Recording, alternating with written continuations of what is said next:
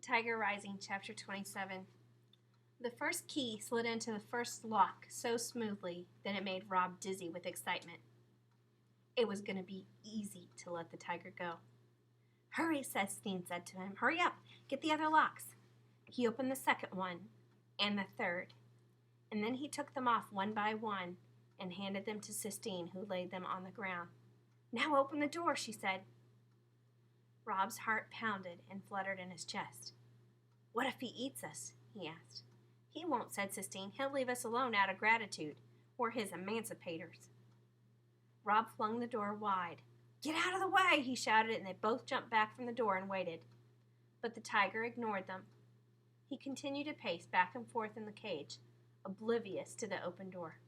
"Go on," Rob said to him. "You're free," Sistine whispered. But the tiger did not even look in the direction of the door. Sistine crept forward and grabbed a hold of the cage. She shook it. "Get out!" she screamed. "Come on," she said. "Help me! Help me get him out!" Rob grabbed hold of the fence and shook it. "Get!" he said. The tiger stopped pacing and turned to stare at them both, clinging like monkeys to the cage. "Go on!" Rob shouted, suddenly furious. He shook the cage harder. He yelled.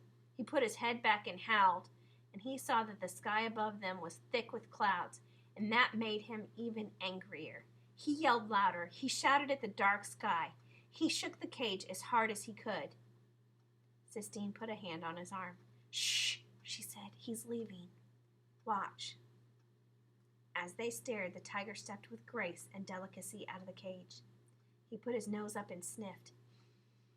He took one tiny step and then another, and then he stopped and stood still. Sistine clapped her hands, and the tiger turned and looked back at them both, his eyes blazing, and then he started to run. He ran so fast it looked to Rob like he was flying. His muscles moved like a river, and it was hard to believe that a cage had ever contained him. It didn't seem possible. The tiger went leaping through the grass, moving farther and farther away from Rob and Sistine.